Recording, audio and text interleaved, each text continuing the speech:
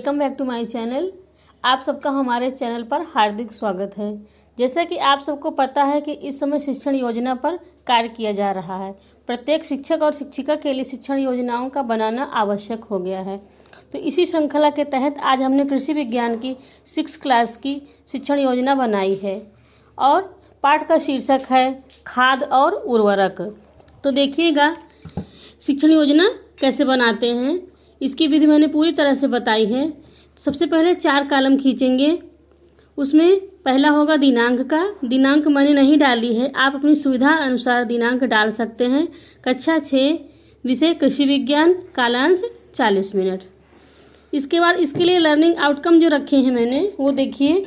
बच्चे जानते हैं कि गोबर और घर का कचरा सड़ने के पश्चात खाद कहलाता है। बच्चे खाद अथवा उर्वरक के विषय में सामान्य जानकारी रखते हैं।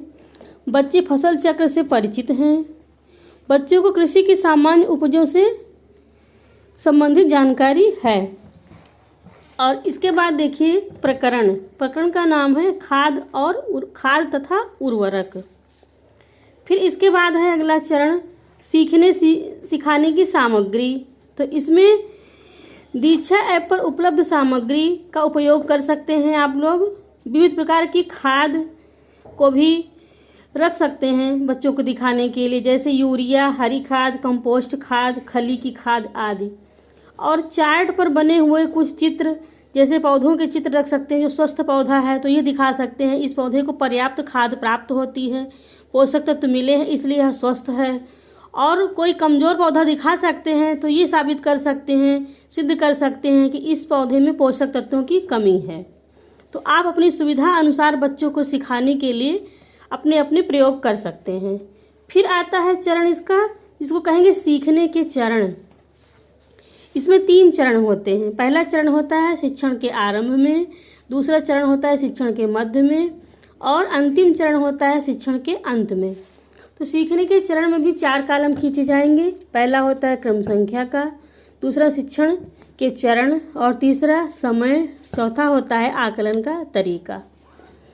तो पहला चरण है शिक्षण के आरंभ में। इसमें देखिएगा शिक्षिका कक्षा में प्रवेश करती हैं और बच्चों से बातचीत करते हुए कहती हैं और शिक्षण की प्रक्रिया को आगे बढ़ाती हैं। शिक्षिका बच्चों से पूछती हैं, हम लोग स्वस्थ रहने के लिए क्या करते हैं? बच्चे ध्यानपूर्वक सुनते हैं। बच्चे बताते हैं ताज़ा पौष्टिक भोजन करते हैं और फल, दूध आदि खाते हैं।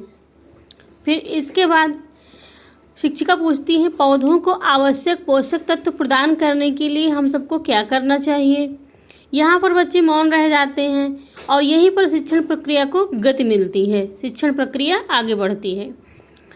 शिक्षण में गति लाते हुए शिक्षिका कहती हैं आज हम खाद तथा उर्वरक के विषय में अध्ययन करेंगे। शिक्षिका बताती हैं कि सभी पौधों को वृद्धि तथा विकास के लिए पर्याप्त मात्रा में भोजन, पानी इत्यादि की आवश्यकता होती है। पेड़ पौधों की पत्तियों, पशुओं का गोबर, जीव जंतुओं तथा पेड़ पौधों के विघटित अंश को खाद कहा जाता है। कृत्रिम रूप से संश्लेषित रासायनिक यौगिकों को उर्वरक कहा जाता है। इसको रासायनिक खाद भी कहा जाता है। पौधों की आवश्यकता के अनुसार उनको 3 भागों में वर्गीकृत किया गया है, मुख्य पोषक तत्व, गौण पोषक तत्व और तीसरा है सूक्ष्म पोषक तत्व। पौधों के समुचित विकास में मुख्य पोषक तत्वों का महत्वपूर्ण स्थान है। और इसके बाद आता है नंबर 2 पर शिक्षण का दूसरा चरण, जिसका नाम है शिक्षण के मध्य में। इसमें पौधों के पोषण में नाइट्रोजन का अत्यधिक महत्व है। ये सब बातें शिक्षिका बच्चों को बताती हैं और बच्चे सहभागिता पूर्वक ध्यान से सुनते हैं और प्रश्नों का उत्तर देते हैं। शिक्षिका बताती हैं कि पोषक तत्वों का राजा नाइट्रोजन को कहा जाता है, king of the plant nutrient. ये पौधों में गहरा हरा रंग क्लोरोफिल भी उत्पन्न करता है। इसकी उपस्थिति से ही प्रकाश संश्लेषण होता है। यह पौधों की तीव्र वृद्धि में भी सहायक है। नाइट्रोजन पौधों में अनेक महत्वपूर्ण यौगिकों जैसे क्लोरोफिल, एंजाइम, हार्मोन्स, एल्केलाइड्स आदि के निर्माण में सहायक है। फिर अगला तत्व है फास्फोरस। इसके विषय में शिक्षिका बताती हैं कि फास्फोरस को कृषि का मास्टर कुंजी कहा जाता है। पादप पोषक तत्वों में नाइट्रोजन के बाद फास्फोरस का दूसरा स्थान है। फिर इसके बाद आगे भी बताती रहती हैं, पौधों में फास्फोरस के कार्य बताती हैं। तो बताती हैं कि तने को शक्ति प्रदान करना, प्रकाश संश्लेषण तथा श्वसन की क्रियाओं में ऊर्जा का स्थानांतरण, उपज में वृद्धि, प्रतिरोध क्षमता में वृद्धि। बच्चे सहभागिता पूर्वक सुनते हैं और पूछे गए प्रश्नों का जवाब देते हैं। फिर पोटाश के विषय में बताती हैं शिक्षिका। कहती हैं पोटाश के कार्य इस प्रकार हैं: प्रकाश संश्लेषण में योगदान, दूसरा है एंजाइम तत्वों को सक्रिय करना, तीसरा है पौधों में को दृढ़ता प्रदान करना। इसके बाद खाद के प्रकार के विषय में बताती हैं और कहती हैं कि खाद को मुख्यतः 2 भागों में बांटते हैं। पहला है जैविक खाद, इसमें गोबर की खाद है, कंपोस्ट खाद, हरी खाद, खली की खाद और मलमूत्र की खाद। फिर दूसरा प्रकार है उर्वरक या रासायनिक खाद, इसमें नाइट्रोजन युक्त उर्वरक, फास्फेटिक उर्वरक। तो ये सब बच्चे सुनते हैं और पूछे गए प्रश्नों का जवाब भी देते रहते हैं। फिर है पोटाश युक्त उर्वरक और चौथे नंबर पर है उर्वरक मिश्रण।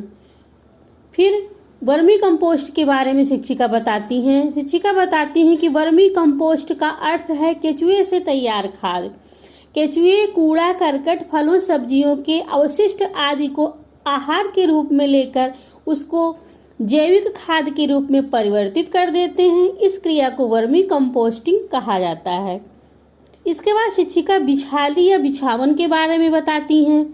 शिक्षिका बताती हैं कि पशुशाला में पशु के नीचे बिछाई जाने वाली वानस्पतिक सामग्री को बिछाली कहा जाता है। यह मूत्र को भी अवशोषित करती रहती है, गोबर भी इसमें मिश्रित हो जाता है।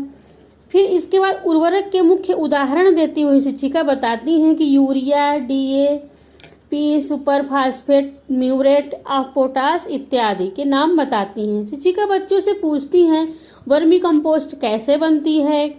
बच्चे इसका उत्तर देते हैं क्योंकि बच्चे इसके बारे में सुन चुके होते हैं। फिर दूसरा प्रश्न है पोषक तत्वों का राजा किसे कहा जाता है। इसके बाद शिक्षण की का जो तीसरा चरण है वो आता है, जिसका नाम है शिक्षण के अंत में। यहाँ पर शिक्षण का अंतिम चरण है। शिक्षिका खाद तथा उर्वरक में अंतर बताती हैं, बच्चों से प्रश्न पूछती हैं और उनसे उत्तर लिखने को कहती हैं। पहला प्रश्न है पौधों के मुख्य पोषक तत्व कौन से हैं। दूसरा प्रश्न है खाद के मुख्य प्रकार कौन से हैं। और बच्चों के लिए आकलन का तरीका होता है प्रश्नोत्तर तथा सहभागिता। शिक्षिका बच्चों से मौन वाचन करवाती हैं और घर पर पूरे पाठ का वाचन करने को कहती हैं। फिर गृह कार्य का चरण आता है। यहाँ पर शिक्षिका बच्चों को गृह कार्य देती हैं और उनसे इन प्रश्नों का उत्तर लिखकर लाने के लिए कहती हैं। इसमें पहला प्रश्न है प्रकाश संश्लेषण की क्रिया में कौन सा तत्व सहायक है। और दूसरा प्रश्न है कृषि की मास्टर कुंजी किसे कहा जाता है। फिर इसके बाद आता है चरण जिसका नाम है स्व आकलन। इसमें शिक्षिका जब बच्चों का आकलन करती हैं तो यह पाती हैं कि बच्चों ने खाद अथवा उर्वरक के विषय में जान लिया है और अच्छी जानकारी प्राप्त कर ली है। फिर इसके बाद अगला चरण है आगामी कार्य योजना। इसमें यह शिक्षण योजना का अंतिम चरण होता है और इसमें देखिएगा पाठ के शिक्षण में आई हुई समस्याओं पर विचार करते हुए शिक्षिका पाठ के अभ्यास कार्य को संपन्न करवाएंगी। और दूसरी योजना है कि आगामी पाठ की शिक्षण योजना तैयार करेंगी। तो शिक्षक भाई और बहनों, आपको हमारी यह शिक्षण योजना कैसी लगी? अगर आप सबको अच्छी लगी हो तो इसको लाइक और शेयर अवश्य करें ताकि यह और आप सबके काम आ सके। और आप सबको किसी भी विषय की या पाठ की शिक्षण योजना चाहिए तो हमारे कमेंट बॉक्स में अवश्य लिखें, मैं उस विषय की शिक्षण योजना बना दूंगी। और आप लोग हमारे चैनल पर यदि नए हैं तो हमारे चैनल को अवश्य सब्सक्राइब कर लें और बेल आइकन ज़रूर प्रेस करें ताकि आपको नोटिफिकेशन प्राप्त हो सके और नई जानकारी से युक्त वीडियो भी आपको प्राप्त हो सके। आप सब लोग इसी प्रकार हमारे चैनल पर बने रहिए और हमारी वीडियो को देखें, लाइक, शेयर और कमेंट अवश्य करें। फिर अगली वीडियो के साथ मिलते हैं। वीडियो देखने के लिए आप सबका बहुत बहुत धन्यवाद। अगली वीडियो के साथ फिर मिलेंगे, तब तक के लिए नमस्कार।